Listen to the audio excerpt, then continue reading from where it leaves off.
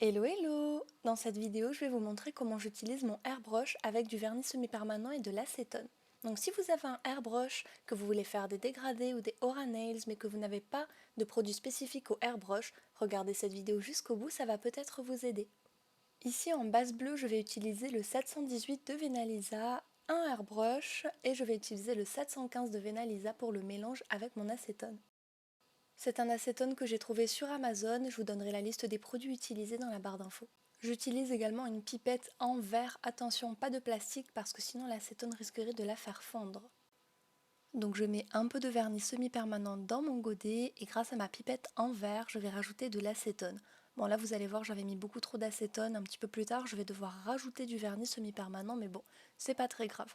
Donc je bouche le bout avec mon doigt pour pouvoir faire buller histoire de bien mélanger et j'ai bien vu à la couleur que ça manquait de vernis semi-permanent donc je vais en rajouter un petit peu comme vous pouvez le voir sur ces images. De nouveau je bouche le bout et je fais buller pour bien mélanger tout ça. Et je vais mettre d'un petit outil en métal que j'ai trouvé sur AliExpress, il me semble, pour pouvoir récupérer le vernis semi-permanent oublié sur le bord et bien mélanger. Et comme j'avais du vernis un petit peu partout sur le bord, je suis venue essuyer avec un coton pour éviter d'en mettre partout quand je referme le godet. J'ai fait quelques tests sur mon sopalin pour pouvoir faire les réglages et j'ai actionné le airbrush sur le sopalin que j'ai ramené au centre de mon ongle pour pouvoir commencer le aura. Donc je commence toujours sur le sopalin et je ramène sur mon ongle pour éviter les éclaboussures sur mon ongle. Comme ça les éclaboussures vont sur le sopalin.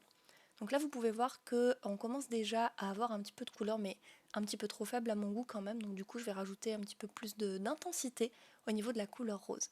Donc encore une fois je commence sur mon sopalin et je ramène sur mon ongle pour éviter les éclaboussures sur l'ongle. Là ça m'avait l'air pas trop mal, j'en ai rajouté un petit peu pour uniformiser, un petit peu agrandir la tache rose sur mon ongle. Là j'étais plutôt satisfaite de ma première couche donc je l'ai catalysée. Après 1 minute de catalyse, je fais ma deuxième couche. Donc je commence de nouveau sur le sopalin que je ramène un grand mouvement au centre de mon ongle. Et vous voyez quand même que là le rose est beaucoup plus intense, c'est bien plus joli comme ça. Quand je suis satisfaite de résultat, je le catalyse de nouveau pendant 1 minute. Et pour terminer, je viens protéger mon motif donc avec une finition. Là, il s'agit de la No Wipe Matte de Victoria Vin.